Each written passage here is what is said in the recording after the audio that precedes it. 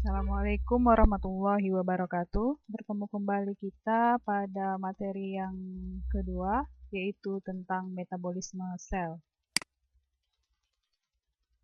Bersama Ibu tentunya, Siti Hafsah Harhab. Selamat belajar. Oke, nah di sini ada 5 gambar, perhatikan. 1, 2, 3, 4, 5.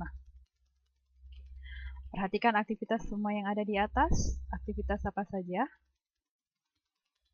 Nah, semua ini kita lakukan sehari-hari kan? Semua aktivitas itu dapat kita lakukan karena hasil dari suatu proses yang rumit yang terjadi di dalam tubuh, yaitu proses metabolisme. Jadi ini termasuk proses metabolisme. Apa itu metabolisme?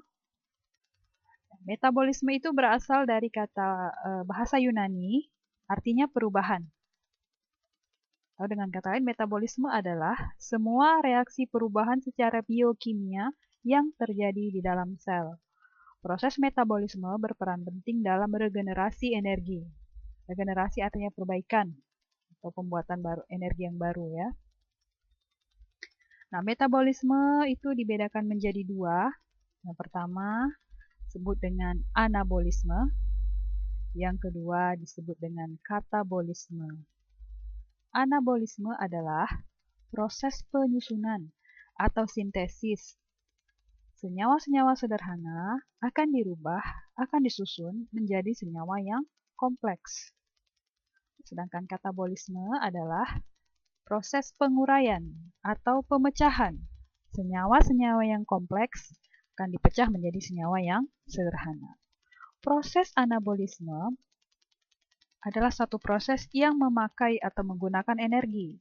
Sedangkan proses katabolisme ini proses yang menghasilkan energi. Energi yang dihasilkan dari proses katabolisme itu akan digunakan pada proses anabolisme. Contoh anabolisme ini adalah proses sintesis atau pembuatan protein. Ini pada sel hewan dan tumbuhan ya. Yang kemudian yang kedua ada fotosintesis. Terjadi pada sel tumbuhan. Kemudian ada kemosintesis pada sel bakteri. Ada sintesis lemak. Pembuatan lemak ini terjadi pada tubuh hewan maupun tumbuhan. Proses katabolisme contohnya adalah respirasi sel atau pernafasan sel. Kemudian ada fermentasi. Ini akan kita bahas juga nanti. Nah, baik seluruh reaksi anabolisme maupun reaksi katabolisme dalam prosesnya itu dibantu oleh suatu senyawa yang disebut dengan enzim. Nah, apa itu enzim? Enzim adalah satu atau beberapa polipeptida atau protein. Di enzim adalah senyawa protein yang berfungsi sebagai katalis. Katalis artinya senyawa yang dapat mempercepat suatu reaksi, tapi dia tidak ikut bereaksi atau tidak habis bereaksi. Jadi itu adalah kerja enzim. Fungsinya hanya mempercepat atau reaksi, tapi dia tidak ikut habis atau tidak ikut bereaksi. Berdasarkan cara kerjanya, enzim dibedakan menjadi dua. Yang pertama, ada teori kunci dan gembok atau teori lock and key. Yang kedua ada teori induced fit. Nah, ini akan dipelajari pada video berikut ini. Perhatikan video berikut ini. Nah, ini ada gambaran enzim sebagai gambaran ya. Nah, dia mempunyai namanya sisi aktif. Pada enzim, dia mempunyai sisi aktif tempat dia bekerja mereaksikan suatu substrat atau suatu senyawa. Nah, ini ada satu substrat atau senyawa, ini ada dia. Dia akan melekat pada sisi aktif enzim. Oke. Kemudian enzim akan bekerja pada senyawa tersebut. Ini disebut dengan substrat ya. Substrat dan enzim akan bersatu membentuk kompleks enzim substrat. Nah, setelah selesai, senyawa yang baru akan terbentuk. Nah, ini nanti akan dilepaskan oleh enzim. Kemudian, enzim akan bersiap untuk menerima senyawa yang baru lagi, yang seperti tadi akan diulang terus. Itu teori lock and key. Jadi ada kecocokan antara permukaan enzim dengan substrat yang akan direaksikannya, seperti gembok dan kunci. Ada teori yang kedua tadi, yaitu teori induced fit. Induced fit itu artinya sisi aktif dari enzim itu fleksibel, ya. Sisi aktif enzim ini akan berubah mengikut bentuk substrat yang akan diuraikannya. Jadi teori induced fit. Yang paling sering dipakai itu adalah teori lock and key. Nah, contoh-contoh enzim. Contohnya adalah enzim amilase, ditemukan pada air liur dan pankreas. Bekerja pada amilum dan memecah amilum menjadi glukosa. Itu contoh enzim yang pertama. Yang kedua, enzim papain pada tanaman pepaya, pada buah dan daun, pada getahnya ya. Enzim papain akan bekerja untuk bisa memecah protein. Ini akan menyebabkan daging menjadi lunak atau lembut. Sering digunakan untuk pelembut daging. Kemudian ada enzim lipase, ditemukan di usus halus hewan.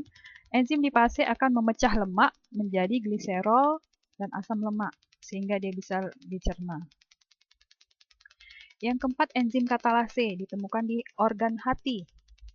Akan merubah senyawa yang beracun, ini H2O2, hidrogen peroksida, dirubah menjadi senyawa yang tidak berbahaya, menjadi H2O atau air, dan menjadi oksigen. Oke, nah sifat-sifat enzim. Seperti tadi dijelaskan, enzim itu adalah katalis. Karena dia bekerja pada sel hidup, maka ditambah kata bio. Jadi sifat enzim yang pertama biokatalisator. Artinya dia dapat mempercepat berlangsungnya suatu reaksi tanpa ikut bereaksi yang terjadi pada sel makhluk hidup. Yang kedua, enzim bekerja itu dipengaruhi oleh suhu atau termolabil dan dipengaruhi oleh pH. Yang ketiga, enzim dibutuhkan dalam jumlah sedikit karena dia dapat digunakan berulang-ulang. Yang keempat, umumnya enzim bekerja mengkatalisis reaksi satu arah. Contohnya ini ya, enzim lipase akan merubah lemak menjadi asam lemak dan gliserol. Namun ada juga yang bisa dua arah. Artinya, contohnya ini, lipase tadi merubah lemak menjadi asam lemak dan gliserol, namun lipase juga bisa bekerja untuk menggabungkan asam lemak dan gliserol menjadi lemak. Jadi panahnya bisa dua arah, satu ke sini, satu ke sini. Itu artinya enzim bekerja dua arah. Yang kelima, enzim bekerja spesifik, artinya satu enzim satu substrat. Contohnya lipase. Enzim lipase itu hanya bekerja pada lemak saja. Tidak bisa bekerja pada karbohidrat maupun pada protein. Nah, perhatikan grafik garis ya pada layar. Itu ada grafik garis yang pertama yang berwarna hitam dan yang berwarna merah. Yang berwarna hitam ini suhu optimal untuk enzim manusia pada umumnya.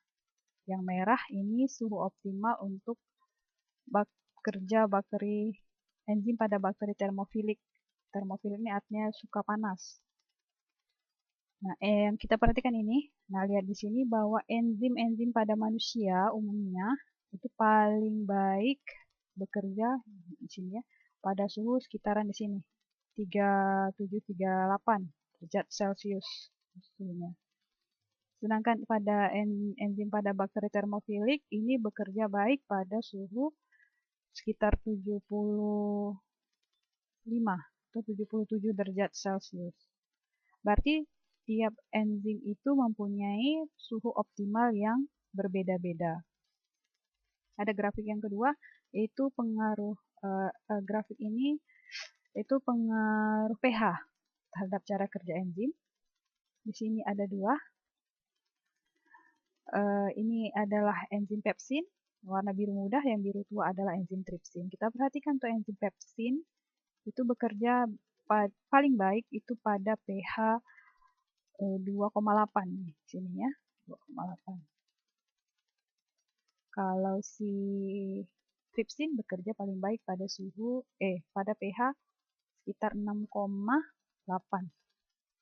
Ingat kembali, pH ini derajat keasaman.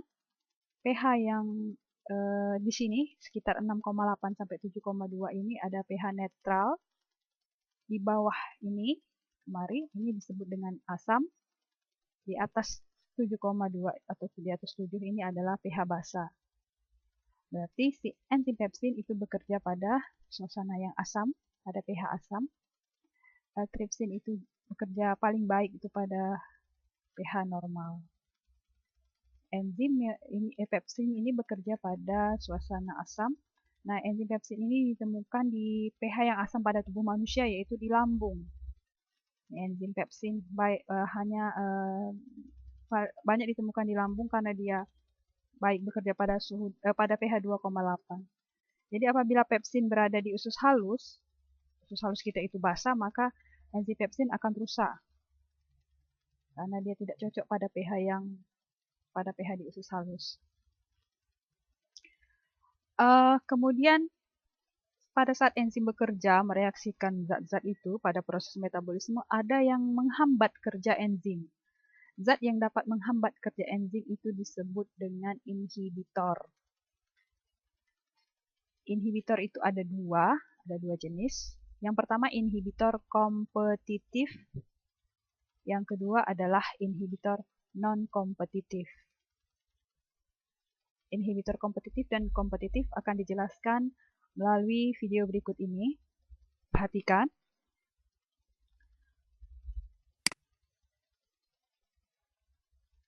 Ini ada gambar enzim. Ya. Kemudian ini ada inhibitor yang penghambat kerja enzim. Ini yang inhibitor kompetitif ya, inhibitor kompetitif. Inhibitor kompetitif tadi akan menempati sisi aktif dari enzim. Sehingga substrat yang sebenarnya yang seharusnya diolah oleh enzim tidak bisa lagi berlekatan dengan enzim. Nah, karena sudah direbut sisi aktifnya oleh inhibitor. Ini disebut inhibitor kompetitif. Sedangkan yang kedua, inhibitor non-kompetitif. Perhatikan.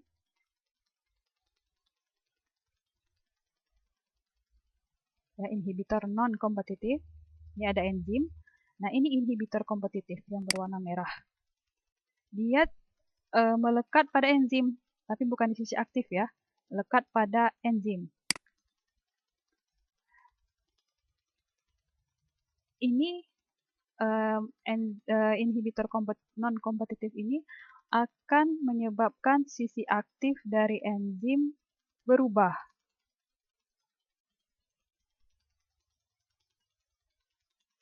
Perhatikan. Nah, sehingga substrat yang seharusnya direaksikan oleh enzim tidak dapat lagi bekerja. Itu yang inhibitor yang kedua, yaitu inhibitor non-kompetitif.